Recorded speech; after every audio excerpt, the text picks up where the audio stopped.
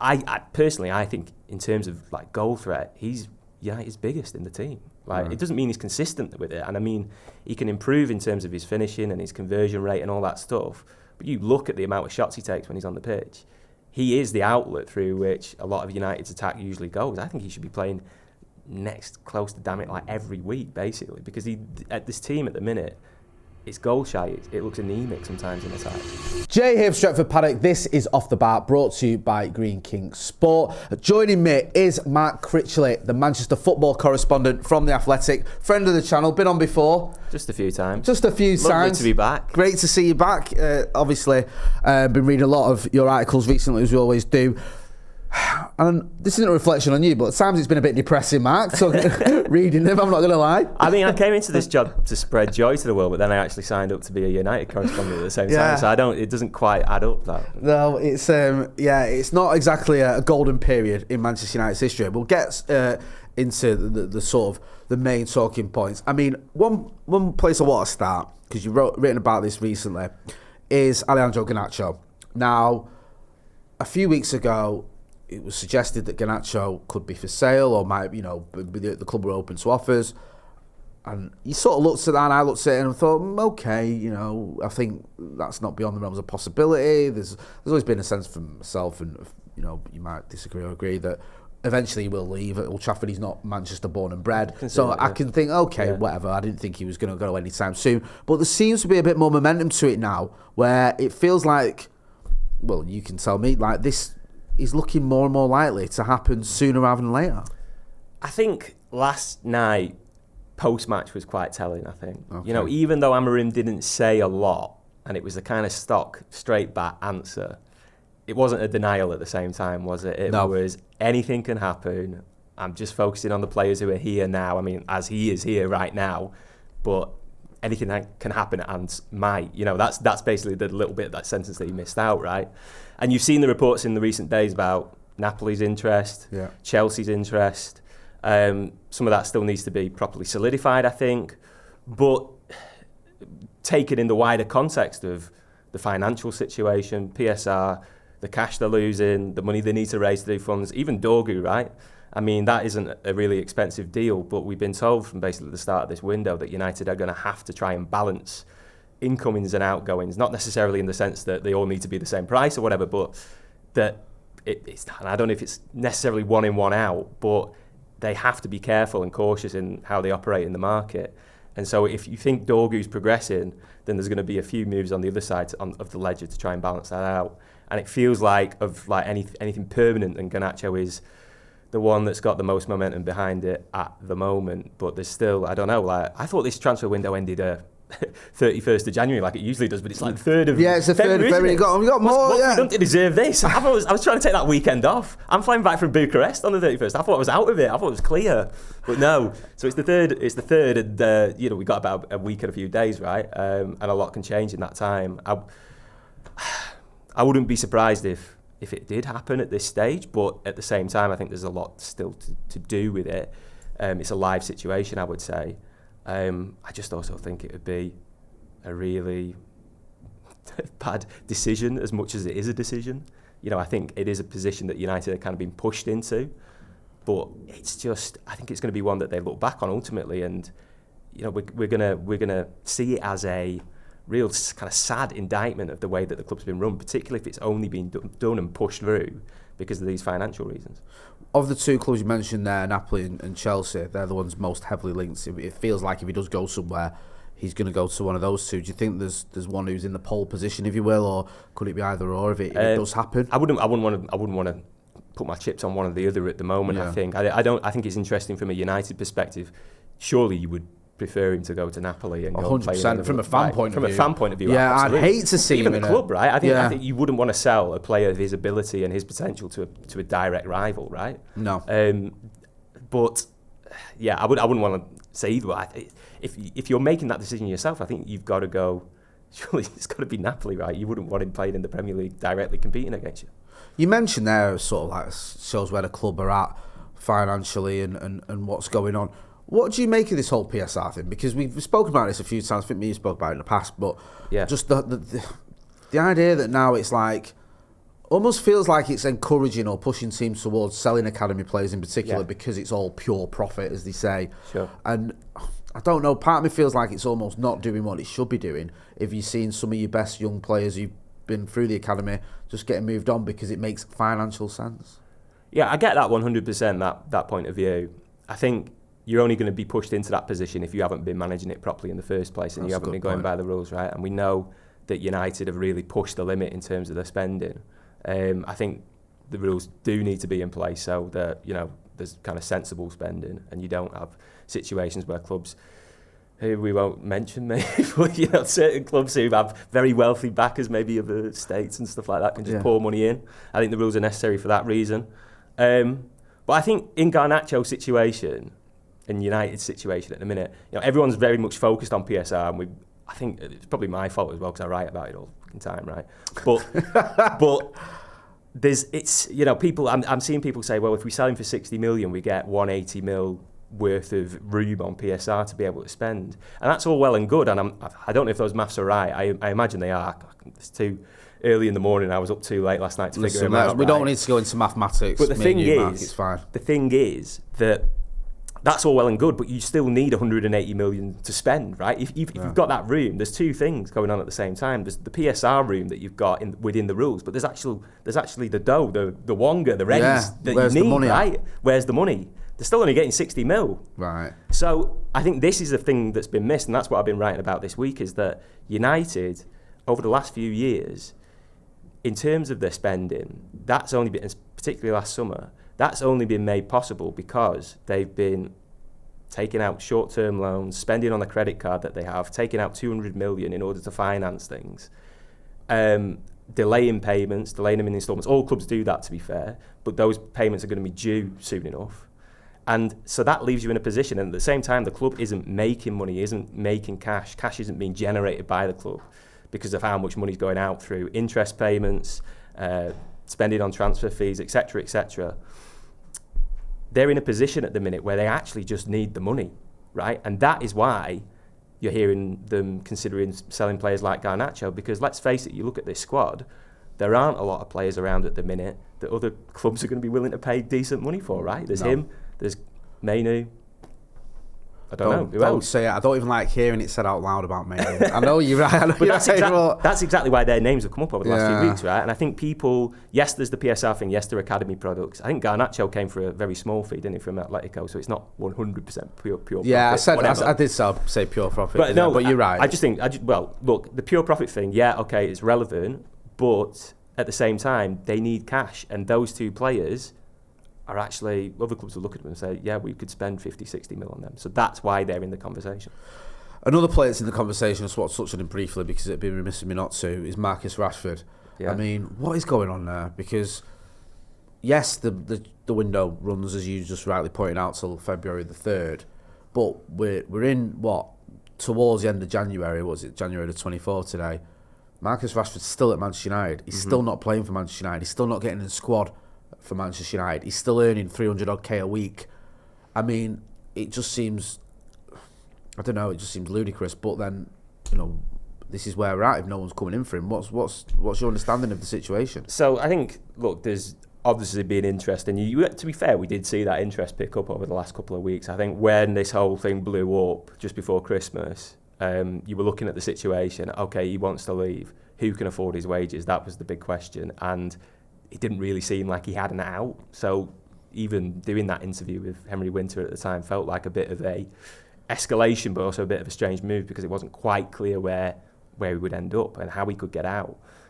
You've seen over the last few weeks that loan interest has started to come to the fore. Borussia Dortmund, we reported on The Athletic. There's obviously Barcelona as well. That's been hugely linked recently. I still think it will be on loan if it happens. I do agree that we've come to a point now where it's quite late in the window and that it hasn't, and that's starting to raise a few questions.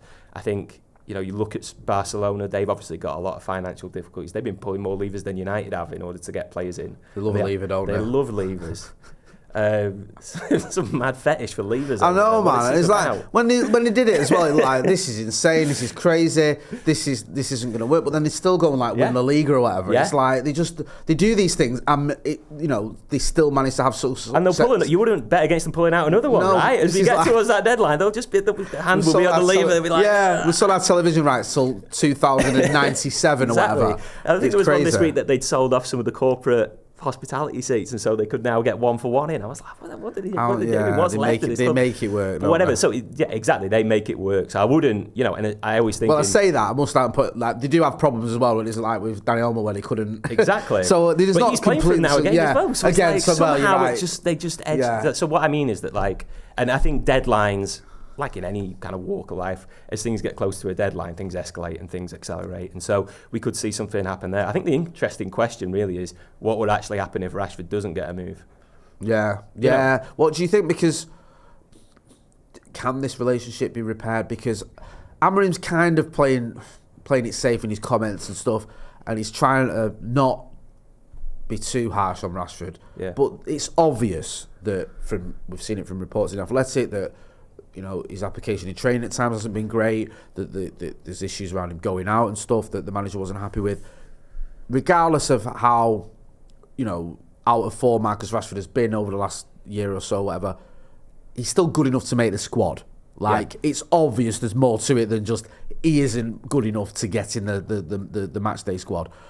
Where do you see this? How did you see it? Do you think this can be fixed? The bench last night, right? So it wasn't even filled out. I think they could name 12 subs, and Rashford was there. He was in the stands in the corporate boxes on the other side, in the Sir Alex Ferguson stand, just watching. Even though United didn't have enough players on the bench, and that says everything. That's just bears out what you're saying there. I know it's a bit of it doesn't give you a proper sort of indication of where things are at in training when you get the sort of the media bit. Yeah. But he's in training. He was smiling and laughing in training. He's there. Yeah. I mean, I know you can argue, well, that doesn't show that he's applying himself the way he should, but it just seems really sort of ludicrous. Amorim was asked about it in the pre-Fulham embargo section, which I think we're safe to use. I'm over. We're safe to use. Right, we're not going to put this out straight away. No one's going to get in trouble. I hope we're safe to use. But he was asked about it, and he was asked pretty directly. If he stays, is he going to be reintegrated? And to be totally honest, it was a similar answer that we've heard for the last few weeks. It was, guys, I don't know what will happen yet. It's 8 days. We've got to see what happens for the rest of the window, and then we address it after that. Look, that isn't like a committal to full integration once he's back. At the minute, if I had to say which way it would go, I don't see what would have changed other than that he's just still at the club. Nothing has actually changed in that respect. So why would he suddenly come back into the team? I mean, you saw him come back into the squad against Newcastle, right? Yeah. But that was when United were really stretched in terms of injuries and suspensions. So it shows that it's not an absolute ironclad rule. But he didn't come off the bench, did he? Even though that game went absolutely terrible. Yeah, we were shocking in that game. 2-0, I think it was, wasn't it? Yeah. I almost wonder what was the point in really putting him on the bench, to be honest. I didn't get it as well, because I stand near where the players warm. He was warming up. Yeah. And it was like, and just watching him, I know, again, you can't tell much from this, but it wasn't like he was trudging around sulking like, I'm not going to get on. He was acting as though he was an option. And we all knew he wasn't. Yeah. I think everyone, even the fans were like, he ain't going to get on. Yeah. I think, one lad who stood to me, he said, you should get Rashford on. I said, there's no chance of that happening. Like, you just knew. So, it is an odd situation. And the fact that he's not willing to say, look, if he doesn't go, there's still that chance. It just feels to me, I've said it before, and I think he's played his last game for Manchester United, I do. But we'll wait and see what happens with that. We're pleased that, as always, Off the Bar is brought to you by Green King Sport, where football is more than a game. This Sunday, United travel down to Fulham for the 7 o'clock kick-off. You can catch all the action at a Green King Sport pub, so get your mates together and get down there. If you use the Green King Sport app, you'll be able to find out which Green King Sport pub is nearest to you to go and watch the game. You'll also be able to get 10% off your drinks for the duration of the game. And if you've not signed up to the app already, when you do sign up, you'll even get a free drink. We've linked the app in the description, so go and check it out. And a big thank you to Green King Sport for sponsoring this podcast. Just sort of on a broader question, do you worry at all with some of these sales that if it doesn't work out with Ruben Amorim, we're selling players, more so with Garnacho than maybe Rashford, that could benefit another manager, because one of the arguments about Garnacho is maybe he doesn't quite fit into the system as well as others. But then if Amorim doesn't work out, another manager comes in, say in 2 years, Garnacho will be 22 years old and might be tearing up, and he might be the sort of player that could fit into the new system, if that makes any sense. I know I've gone a bit around the houses there, but do you worry that we're sort of in danger of doing what we've done in the past in terms of letting players go and bringing in players that only work for one manager, or do you think this is different? I think in terms of Garnacho, it's been 15 games under Amorim, and he's 20 years old, and he's a kid that clearly has shed loads of potential. If he was in the academy right now, and I know there's a lot of talented young lads in the academy at the minute that get a lot of hype and stuff like that. Can you imagine the kind of hype that would be around him if he was performing at his level in the academy? We would think United have got a real player here, and that's why essentially he's been promoted, straight after that Youth Cup final, basically, and that's why he's come up through the ranks so quickly. He's still 20 years old, so this idea that he doesn't fit into the system, I can see it from one point of view, but I think surely he's still at an age where he's still developing, he's still impressionable enough to be able to be moulded into that. He's playing 10 yards to the right of where he would usually be anyway, and he's closer to the goal, and he's playing narrower. He's like, I personally think in terms of goal threat, he's United's biggest in the team. It doesn't mean he's consistent with it, and I mean he can improve in terms of his finishing and his conversion rate and all that stuff. But you look at the amount of shots he takes when he's on the pitch. He is the outlet through which a lot of United's attack usually goes. I think he should be playing next close to every week, basically, because at this team at the minute, it's goal shy. It looks anemic sometimes in attack, and that's what I worry about, because your wider question there, if you do sell him on, I think you've seen Garnacho's potential to this point, and people sometimes have got a bit frustrated because he's not quite the finished article yet, but he's 20. He can improve so much more over the next few years. And if he's already the type of player who's in, it doesn't say much, the bar's on the floor at the minute with United's attack, but if he's already a player who is the most almost threatening within an attack like United's in the Premier League, what's he going to be when he's 24, 25? How is it going to look if you've sold him for 50 million and that's a bit of a cut price because you needed to do it for PSR or cash purposes, right? Yeah. It's just going to look terrible. And I think that is why, if they too easily let go of him and let go of him for those reasons, people will look back and they'll think, well, this is a real material consequence of the way that the club has been managed from a financial perspective over the last few years. He is. We did a lot. Me and Laurie did a piece about United's recruitment last year, and all these players that have come through the door that they missed out on, Pedro Neto. I'm trying to remember some more impressive names. Stefan Bajcetic is not even more impressive, whatever. But there was a lot of players. Benjamin Chesko, right, was one of them. All these players came through the door. Didn't get the deal over the line. United were that close. Could have had him. Oh, well. Garnacho is the one success story, right? A definite success story. Where they got him in for relatively peanuts. They could make, a huge profit on him, whatever. But he's a success story of the talent identification and when the recruitment goes well at United. And that's pretty rare these days, right? Yeah. So to just ship him out the door because it's convenient for the financials, I think that is just such an indictment of the way that the club has been run over the last few years. No, I agree. It is sad to see, and I think United are one of the worst clubs in the Premier League as well for the way we handle our youngsters. I do. I'm not going to say Ruben Amorim here, the worst team ever. Go on. But you look at so many youngsters who come through United, under Fergie, and even the youngsters that didn't make it at United would go on and have careers in the Premier League, and good careers in the Premier League, and do well, and just you see that they weren't quite the level of Manchester United, but they were good enough or whatever.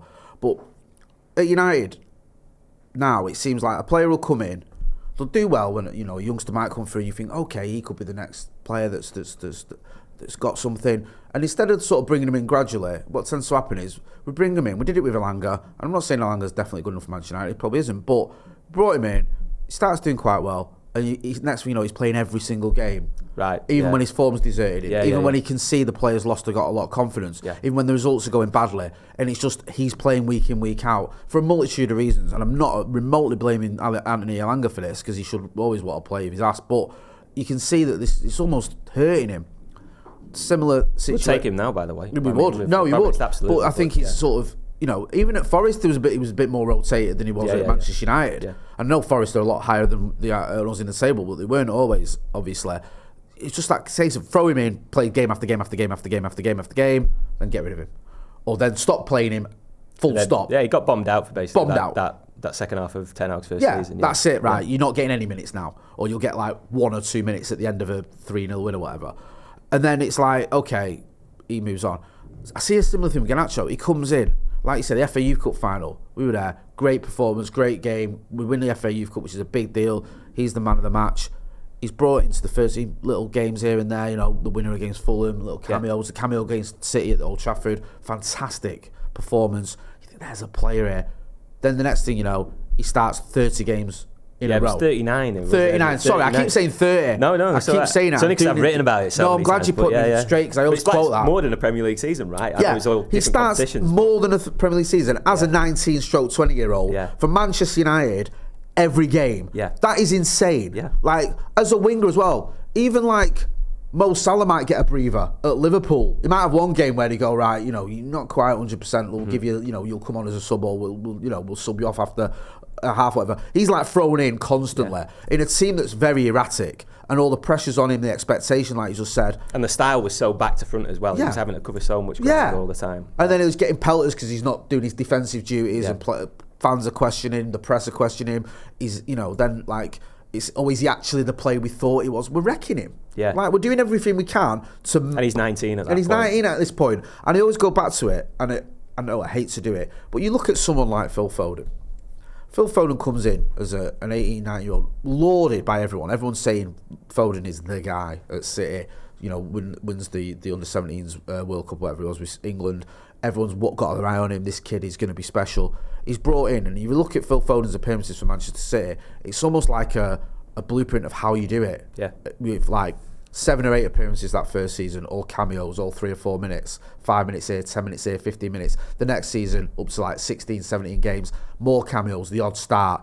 The third season, more minutes. Starts to become established. Yeah. And people were criticising that approach at the same time as well, weren't they? I mean, a lot of people are like, oh, what's he doing sticking it? Shouldn't he go out on loan, give him the experience? But actually being around the first team environment, getting used to the system, getting used to the style of play, whatever, getting used to the manager, right? Yeah. If you have that consistency within, your very early developmental ages, then that's only really going to help you once you actually are, an established first team player.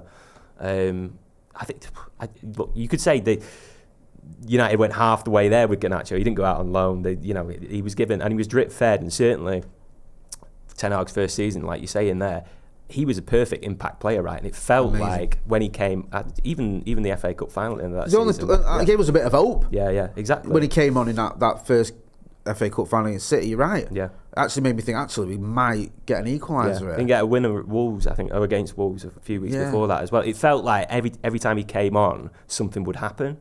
And I think that kind of mystique around it just got lost a little bit, even though I thought he was pretty good. Yeah, he was pretty good last season. Like, it was still, I think, United's 3rd, 4th highest scorer or whatever. He's not embarrassing himself, but the way he was sort of the reaction to him, and the sort of the narrative around him is, he's not really done what we expected, and I think it's not been handled in the right way. Yeah, I think he was coming off a lot, to be fair. I remember writing a piece at the end of the season about how Ten Hag was and I think that was something that was commented on within the club, and particularly once the Ineos head started coming in, was they noticed just how much, not just Garnacho, but even Mainu and others and Højlund, to be honest, were being exposed. Really, like, young players exposed to a lot of minutes, a lot of responsibility. And it was like, we can see why we're doing it, because there's so many injuries and it's almost necessary. But at the same time, we need to manage this a little bit better. And you could see it. I think there was a game at Forest just before Christmas. They lost, didn't they? I'm trying to think. So. I mean, and Mainu had a really poor first half. And felt he was really struggling, and so he just took him out. I think substitute half time, took him out for a few games. There was these instances where it was picked up that they were probably just overexposing him a little bit, and so they managed it. And I wrote a piece, and they did manage it better. But you're right. I mean, 39 starts in a row for Garnacho is insane for a kid who's still a teenager. And again, it comes back to, yes, injuries, all right, but squad building or reliability of other players or consistency of other players. Because if you've got a 19-year-old that's putting in performances that you're like, okay, well, we actually kind of need. We thought he was an impact player. He's actually become quite an important player. then that sort of changed the dynamic and the formula, doesn't it? And I think that's sadly what happened. But I don't know, it's tough. Sometimes minutes really help, the more minutes you can get. I think there's got to be a balance there, hasn't there? Yeah. This is the issue I have. I appreciate that, and you're right, players want to play, and you want good players to play for your club, and and also, if any club in the world is built on youngsters, it's Manchester United. Exactly. It's like if you're good enough, especially when things are shit as well, and it's like, well, at least we've got, exactly. These so I'm all for giving youth a chance, whatever, but it does feel like we just run him into the ground. Even going back, a bit further with Rashford, who sort of everyone's turned against now. There was times when he wasn't handled great, right. And I'm not saying he's the not. back thing. The back thing, vertebrae have gone, but we play against Wolves. He's carrying that little box around, this magic box, and he sticks his back, and it's what's going on? I did a story at the time that he did some shoot, like I can't remember, some promotional shoot. TV or something. Football? Was that yeah, one? Maybe. When he couldn't sit down? Yeah. Do you remember that? Yeah, I do remember. Weird. Yeah. Mate, I've been following you for a long time, my brother. I'm not just saying this for the purposes of this video. No, I've been that's a deep cut, right? Yeah, mate. But it was like, because I listen, it saddens me more than anything the way it's panned out. Marcus Rashford, he was a player that I had such high hopes for, and there was a time when I just adored him. And I remember thinking, you can't handle these players like this. You can't treat players like that, young players like this. And it is a worry. We'll have to wait and see what happens with Garnacho. Just in terms of the finances, before we move on to other things, I know you touched upon it, but how concerning is it the way Manchester United are financially at the minute? Because there's obviously a lot of areas we need to strengthen in, and we'll get to that in a minute about certain players. But you talk about this almost one in, one out thing going on, this pushing it to the limits with PSR, this have you actually got money regardless of whether you've got the ability to spend. I mean, I get the impression that we've already we know about the cuts to Christmas bonuses and all the rest of it, and staff, and I think we just had a story this week that the ambassadors are going to get their pay cut. Yeah, that's been kind of gradual, hasn't it? And now there's another phase of that happening. Yeah, like Robbo and Andy Cole and Irwin or whoever. I mean, what sort of a predicament are Manchester United in financially? Is it really bad? To just go Is it really bad? Yeah, just Do you to want sound the simple like version? my sort of, Explain it like I'm five. Yes, it's really bad. I was going to say this like my eight-year-old asking for spends. Is it really bad? That's all I can compute in my brain with it most of the time. You should see the spreadsheet that I had to work through last week. It's a window into my madness, basically. That thing. It is insane. And I don't even understand it now looking back. I looked at it last night, like showing it off to people. I was like, I don't know what the fuck any of this means. You're like me, I don't like spreadsheets. Is it bad? Yeah, look, it's really bad. I kind of mentioned it before, but the issue is that the club has not been generating money of its own, right? You can see that it's a bit with the accounts. You have profit and loss, right? Which is kind of like, let's say, like we spent 300 million on players, but we got 100 million back in these deals, and therefore we spent 200 million, right? That's profit and loss. So that's kind of your PSR stuff, and that's the stuff that, when you see a headline, they've spent this much on De Ligt or Xerxes or whoever, that's that number. Within businesses, you also have cash flow, and that's how much money is coming into the club and going out of the club at any one time. And there's a saying that, where revenue is vanity, and United were fourth in the Deloitte Football Money League this week, which is done on revenue, so still bringing in a lot of money, right? Top four, great stuff. Yeah, revenue is vanity, profit is sanity, so that's your PSR, that's, okay, well, actually, how much are we bringing in and how much are we paying out? But cash is reality, because cash is how much money do we have in the bank, what can we do right now, and that's relevant, if you like, when you come to a January transfer window, right? Because you need to do stuff in a set period of time, and it's about how much money have you got, how much money have you got access to, can you get access to? And that has been United's problem over the last kind of 2 seasons, really, because ever since, particularly since the pandemic, the club hasn't been generating money through its day-to-day operations. So what does that mean? Well, look, they almost like, just the business that they carry out day to day, right? I don't know, shirt sales, whatever, or even receiving money for players.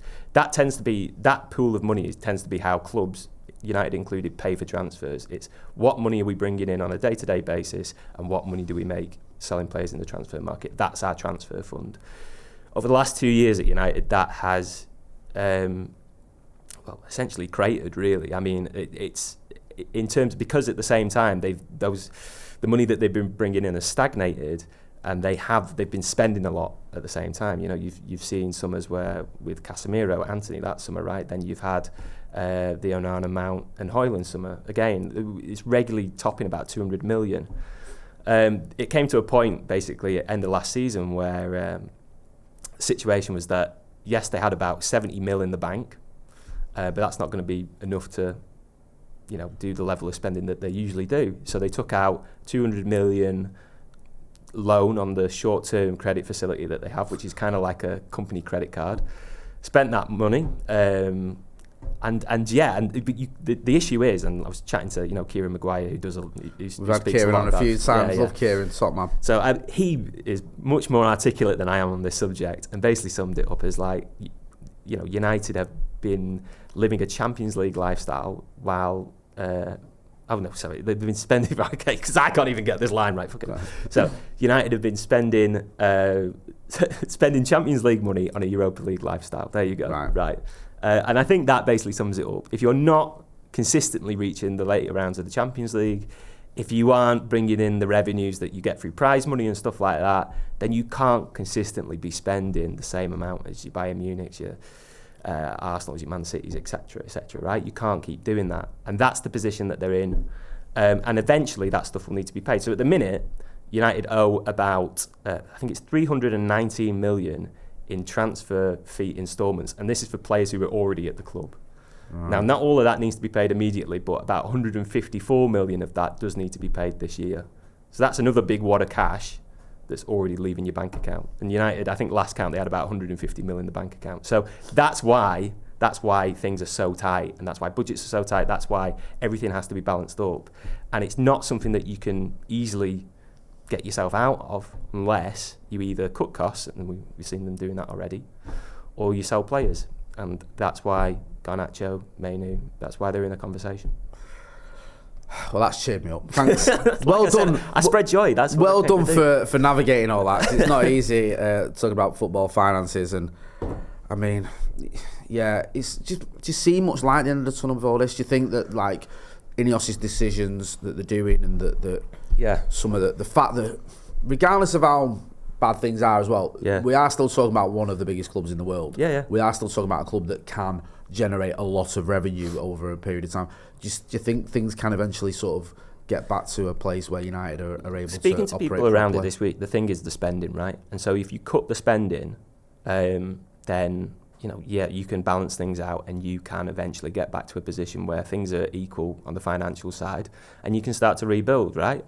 The difficulty is, how do you rebuild? You spend money, right, in the transfer market, buy players. It's the same old story. United need to be smarter. They need to buy younger players. They need to I would start taking more risks, more gambles on, your 15, your 20 million pound players that you rate, but you're not sure whether they could be 18, 19 years old. I think I was doing a Q&A on the Athletic the other week.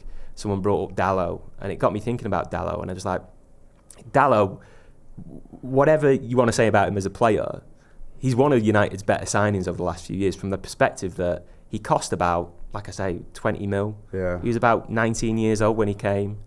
He's been dependable enough. He's not one of the best right-backs in the league, I think we can agree. But he's the type, if you sign more Dalots at that level of potential, one's going to, one can be a star player for the team. Sign different Dalots in different positions, and you probably build a team on the cheap that is able to compete in the end. Yeah. But instead, United have always got to a position where they've needed to do that, and instead they've been like, well, we need to qualify for Champions League this year, so let's go and get Casemiro, let's go and get whoever. You saw it a few years ago, didn't you, when it was like, I remember the deadline day, and I think we bought in Palestri and Ahmad. Yeah. And it was a bit like, United don't tend to do those kind of deals that often, going for potential rather than where we're at, and obviously Palestri didn't really work out. No. Ahmad at the minute looks like he could be our saviour. I mean, I know it was up to 37 million, but I think initially it was around 60. About 18, something like that. So again, it's a good example of like the sort of. And I know it took a little while, because this was 3 or 4 years ago, and he's had 2 loan moves, and he's had a period where he wasn't really getting in the team. Yeah. But right now, as you mentioned, it looks like a very good bit of business for Manchester United. Whereas, how often do we say that? I think you're right. Yeah, I think like we were saying before, right? So you look at the squad right now, and people say that the one big indicator of on-pitch success in football is how much you're spending on wages. Who are United's top earners? One's exiled from the team, and we don't see how he's got a way back in, and we don't know if he's going to play for the club again. One is multiple Champions League winner, brought in an emergency, and now he hasn't got off the bench in 10 of the last 13 games, So I think. I was chatting to you earlier, so he was warming up last night, and I just think he's just going through the motions, really, isn't it, at the time, and it's just like, it's bizarre that we've got a player. It's kind of gone under the radar so far a bit, but I think surely soon that's gonna kick off a little bit, or there's going to be questions starting to be asked about it, right? And like the third one, well, United pay him to play for Chelsea, so and if you've not got that money that you're spending on the pitch, how do you even expect to succeed, really? And I'm not saying, look, if you played those three, then United would be good. I think we've seen. No, I get your point. It's just an indication of how badly we've been run out, and how ludicrous some of the wages are we're willing to pay for players that now we don't even need, and now we haven't one of them we haven't even got. Just quickly before, I want to ask you a little bit about transfer. Amorim's worst United side in history comment, which has been sort of dissected. I think you've written about it. He kind of, I think he said it was a mistake, or he said, he held his hands up, which I was a little bit gutted about. I wouldn't mind if he didn't double down, man. I kind of like the fact that I had the same opinion. Yeah, I was like, do you know what? Just why not say something like that? Because he's there in the dressing room punching tellies. He's had enough. And I get it. I do. I understand it. And also the whole, and we've been guilty of it, people sort of get into the literal sense, well, is it really the worst United side in history? Was 1970? Do you know what I mean? 1893, actually. I think we would have beaten the team in 1912 or whatever. Come on. It's obviously... It's a fun piece to do, fun thing to chat about the day after. What do you make of this whole episode, if I could call it that? Do you think he was wrong to do it? I know he said it was a mistake. Do you think that the reaction to it has been a negative? What's your take on it? It's tough because my initial reaction, right, in the room, so when he says it's the worst team ever, there's your headline, I was like, well, he said it's the worst team ever, there's the headline. Perfect headline, done. Do as I'm told. Nice one. More managers need to do that. Exactly, make my job easier. It's a good headline. A lot of people were interested in reading that. I didn't think that at the time in the room, it felt like he was responding to all the records, all the statistics that he get thrown at him after United lose a game, and there's loads, right? Yeah. There's United, this is the worst start since however long or whatever. There was one going back to the 30s, I think, at one point. Exactly. I can't remember what it was. The amount of home games we've lost in this period of time is comparable to 1930, whatever. So it felt like a direct reference to the fact, and him saying basically, look, I understand, you don't need to throw all these stats at me. I understand how bad it is. We know it's bad. I know it needs to improve. This is on me and it's on everybody here. Which is essentially, he was saying everybody at this club is underperforming, which was the other thing that he said that kind of got glossed over a little bit. I didn't see it as a direct hit on the players necessarily. At the same time, and chatting to people in the day since, he himself, I think, has to recognise that if he literally says this is the worst United team ever and there's your headline, that's going to be the headline. What are players going to read? They're going to read the headlines. They're not going to sit down on YouTube and watch the whole press conference and think, well, there's a bit more nuanced take here on this or whatever. They're not, are they? They're going to think, he's called us the worst team of all time. And so I think it was damaging from that perspective, and I think that's why he's come out since and said it was naive. But I've got to say, I shared the same first impression of it as you. I was kind of like, I'm glad that there's somebody here now, a manager, who is saying, look, this is my idea, I'm sticking to it. Let's drive this car off a cliff and then see what's left in the burning wreckage at the bottom, and let's build it out of that. You know what I mean? It's like, I think it's, I used this analogy the other day, but it's like, Wile E. Coyote when he runs off the cliff and he's in suspended motion, chugging away. It's until you actually break the fourth wall and turn to the camera there, right? And you say, we're shit. Then you fall down into the... And then, but Wile E. Coyote always survives in the end, right? He always comes back. He does all right, doesn't he? So I think it's taken a manager to come in and acknowledge the situation and just do it honestly and do it, And look, some noses will be put out of joint, but I think certainly from a lot of the fans' perspective, they wouldn't mind if that happens at the minute. No, I was chatting to a few of the lads last night at the game, and obviously we've had comments and people getting involved, and by all means do in this video as well about it. And I think the overall sort of reaction I got from everyone was they didn't mind him doing that. They got it. We're annoyed as fans. We're frustrated. We're seeing awful performances against bang average teams. I was chatting to you earlier about the Southampton game. I know we won, but that is a Southampton team that, statistically is on the course to be the worst Premier League team ever, and we were woeful against them for an hour. Yeah. And if it wasn't for that man Ahmad again, we'd have probably lost. So I understand why he's saying it, and people who want to drag out statistics about, when we got relegated, there's a good chance this United team beats a lot of other United teams from the past, but that isn't the point. It's we are really bad, and he's emphasising that, and he's admitting it, and he's owning it as well. I don't think he was trying to deflect, and I kind of respect that. Just before I let you go, just in terms of reinforcements, one area that's been mentioned is the sort of left wing back. You mentioned about potentially Tyrone Malacia going out on loan. Do you think there's any business going on there? Do you think someone like Dorgu or someone like that could be coming in, and is that the answer? Well, look, there's obviously been talks with Lecce this week for Dorgu. It's one that makes sense in that, from everything we're talking about, from the financial perspective, it's not the most expensive deal to do, right? I think there's talk at the minute being between 30 and 40 mil, right? And if there's a 5 million, let's meet in the middle along the way, it's not. And I don't know for certain, but I don't suspect he's going to be on huge wages, being a kid coming out of, who's just broken through a Serie A team, and it's not like you're signing Casemiro or De Ligt or somebody like that. No, Lecce the top. They're in the relegation battle at the minute. Yeah, right? It's not a Juve or. So he's their best player, but it's not going to be like he's demanding. So it seems like it's a relatively cheap deal to do from that perspective. Obviously, Anthony, it looks like he's closing in to Real Betis. So there was interest there in the summer, and that's been kind of revived now. And again, PSR, whatever, that's going to free up a little bit of money, I guess. Malacia, they're exploring different loan options there. So those would be the more immediate ones. Again, like we've spoken about Garnacho, right? And that feels like it's further off. But it does feel like if there's any momentum behind a big permanent sale, then it's possibly that one. And that makes things, possible. I think I get the sense that Amorim would want a replacement, if he was going to lose a player like Garnacho. But at the same time, I guess United are a bit oversubscribed in those areas, right? When everybody's fit and not exiled from the team, I guess there's quite a lot. There's a sentence you don't hear every week, innit? Let's talk about Manchester United. It's what we use every year at the minute. Yeah, right? If he comes back from his exile. Yeah. Once he's back from Siberia, then we've actually got a pretty good squad together. So I imagine maybe you would want a replacement there, but I think that is still, there's nothing really advanced at that stage at the minute. It's more incoming wise, it's Dorgu, and everything else is kind of out in the ether a little bit at the minute, I'm afraid.